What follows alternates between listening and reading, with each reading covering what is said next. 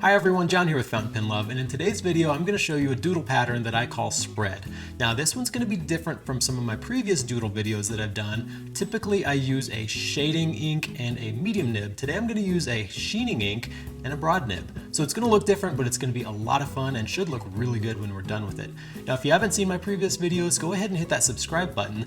That way you can go back once you've watched this one and check those out. But for now, go ahead and grab a pen and paper, find some place to sit, and let's doodle.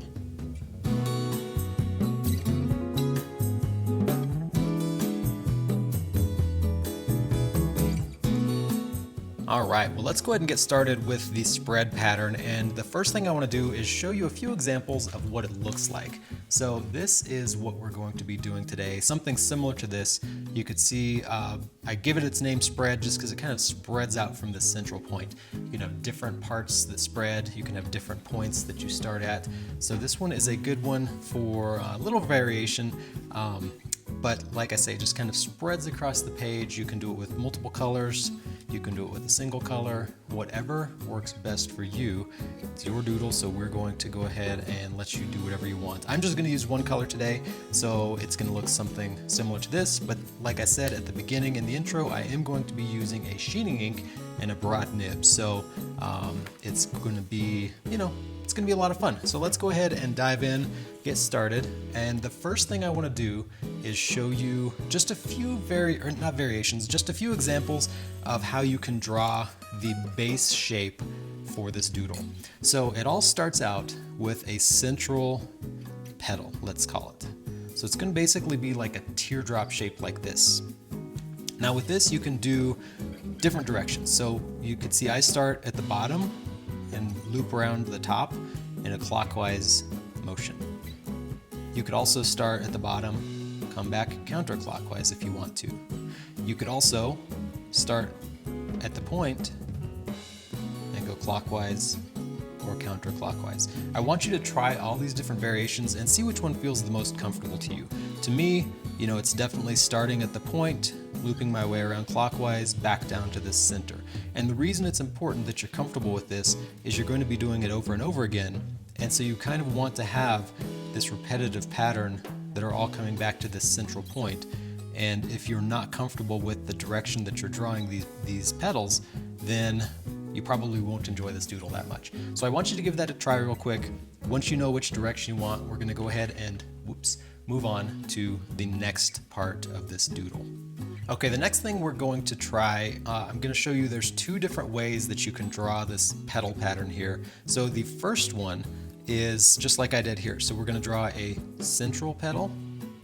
We're going to draw two on one side and then two on the other side. So that's one version of this that you can do. Another is you can draw your your main petal, and then you can do all the others going off to just one side. And the difference between these is that this one that I just drew kind of has some directionality to it, whereas this one is kind of like spreading out from the middle. This one, where you all go onto one side, is kind of leaning. And the more of these you draw in your pattern, the more direction your pattern is going to take. So it's going to almost spiral if you just do these where you start on one side and work your way across, versus if you do this central petal and draw a couple on each side, it's going to feel a little bit more balanced.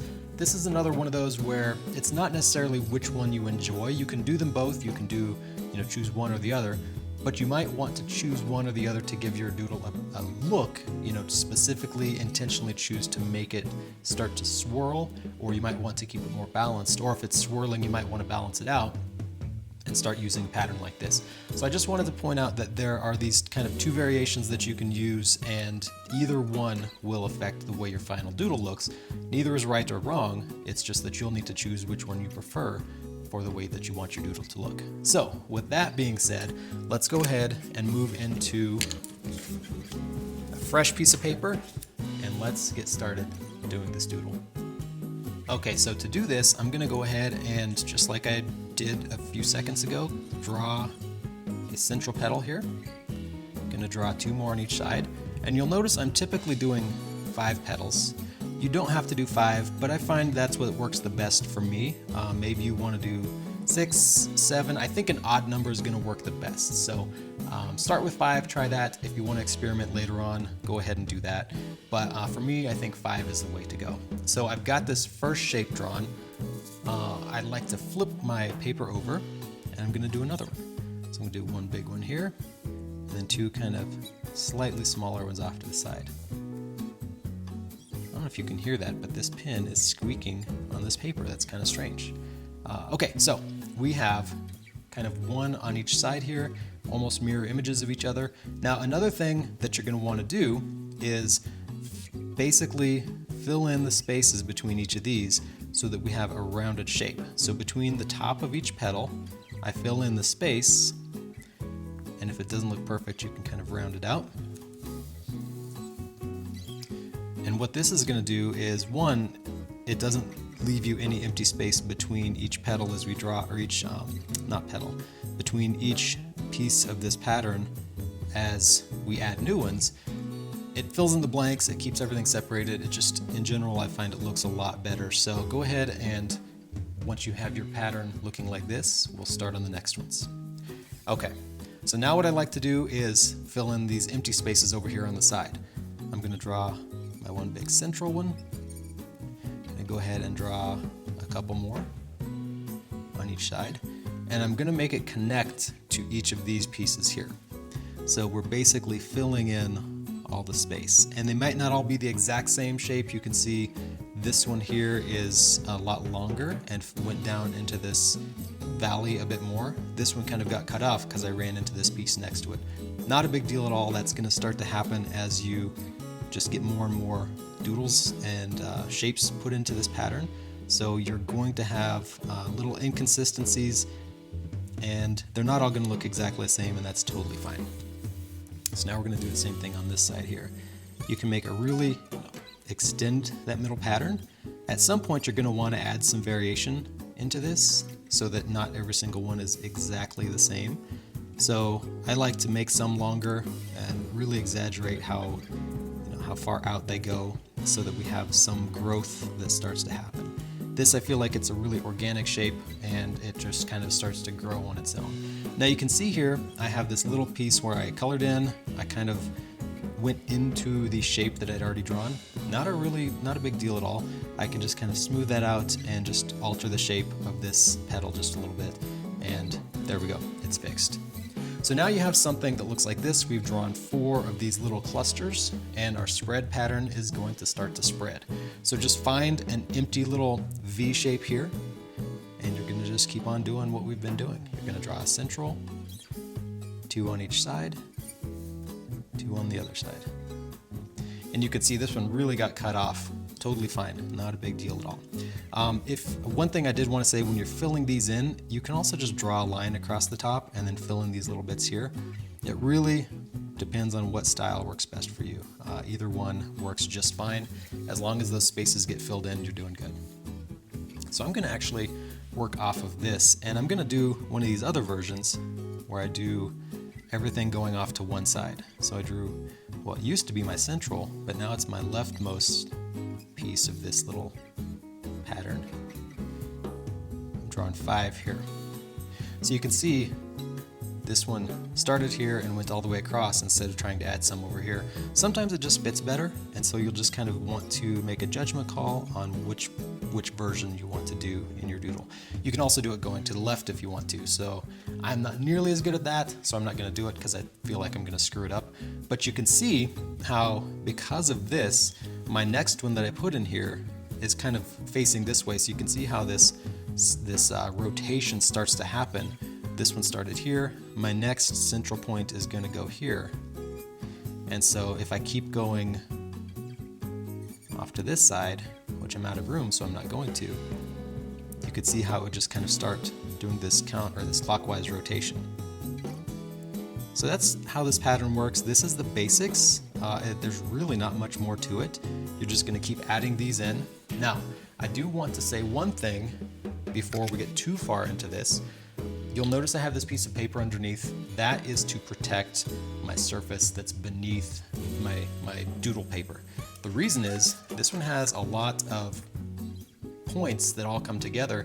Had a little bit of bleed through here, nothing too significant, but it will happen, especially depending on which paper you're using. You might have significant bleed through, you might not have much at all. But you always want to have something underneath your doodle paper to protect your surfaces. So whether it's in a notebook, whether it's on a countertop, your desk, whatever the case may be, put something underneath this piece of paper just so that if any ink does bleed through, it doesn't damage or affect whatever's underneath it. Another thing, I typically do like to have a piece of paper on here to protect my work surface, my doodle paper from skin oils. I don't have that today. It's not a requirement, but it is something I like to do.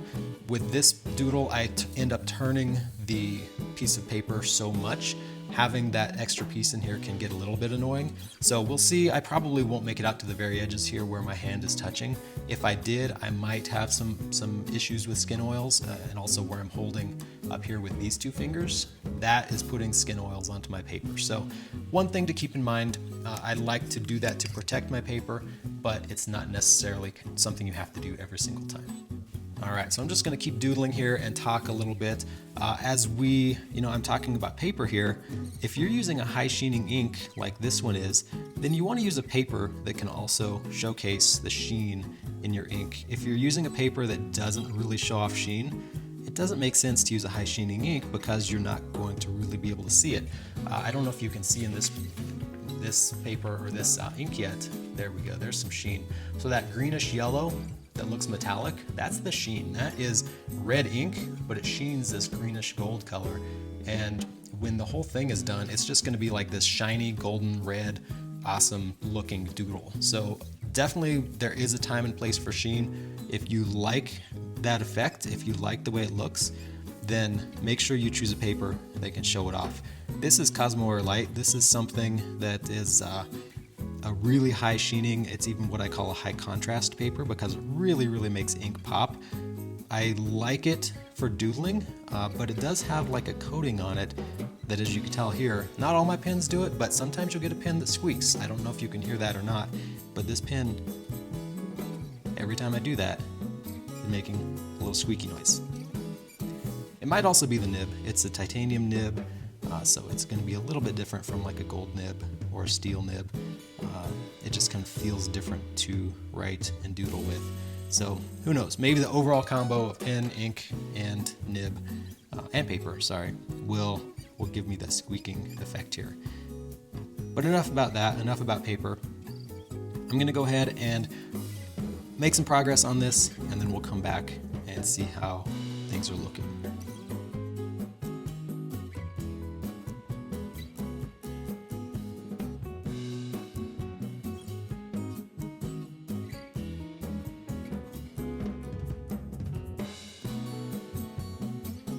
Okay, now one thing I do want to point out is I've got these little spaces in here between where it's not going to be possible to fit a new pattern in here. So what I like to do is just fill this in with color. I just take any empty space that is kind of sealed off where it's closed and just go ahead and color that in. So that kind of makes the doodle look more full, makes it look more finished. You don't have to do that if you don't want to, but I did want to point that out, that you're going to run into some places like this where they're open and you just can't really add a pattern in there. Feel free to color that in if you want to. All right, I'm going to go ahead and make some more progress on this, and then we'll come back and wrap things up.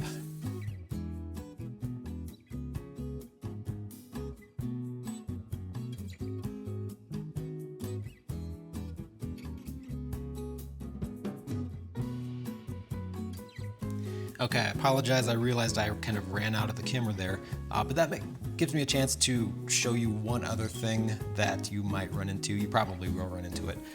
In this spot here, in this spot right here, I kind of have an awkward little space where I don't know if I want to fill this in, if I want to draw another petal in here. I'm going to go ahead and draw a big central petal coming out, and then draw a couple more. And when I do that, I'm gonna just continue this one underneath this piece here, make it come out here. And the same thing with my third, I'll just draw a little bit up here, make it come down here. Now on this side I'm not going to have that same problem because there's nowhere for it to come out down here. So that was just really something I had to do here. I have this little space I can go ahead and fill in. And now that problem is solved. I don't have that little strange opening anymore. You could have also just gone ahead and drawn another one adjacent to it, and then you could have filled it in like we did some of these other ones, these empty spaces. But if I can fill it in with a pattern, I like to do that. Now, one other thing I want to point out is that you don't have to do every single new shape coming out of one of these V's. You can do one if you want to coming right off of an existing piece like this. So if you want to make it come right out of the middle, go for it. There's nothing wrong with that. There's no reason you can't do that. It's not necessarily going to, break up the pattern or ruin anything. It's just one variation that you can do if you want to go ahead and fill in a space that there might not be one of these V's. So at a certain point, you get a lot of these where it's pretty easy to fill in, but every once in a while you might just want to start coming directly off of another rounded part, and that is totally fine. There's nothing at all wrong with that. Okay, so I'm going to make a little bit more progress and then we'll wrap up. Try and keep it in the camera this time.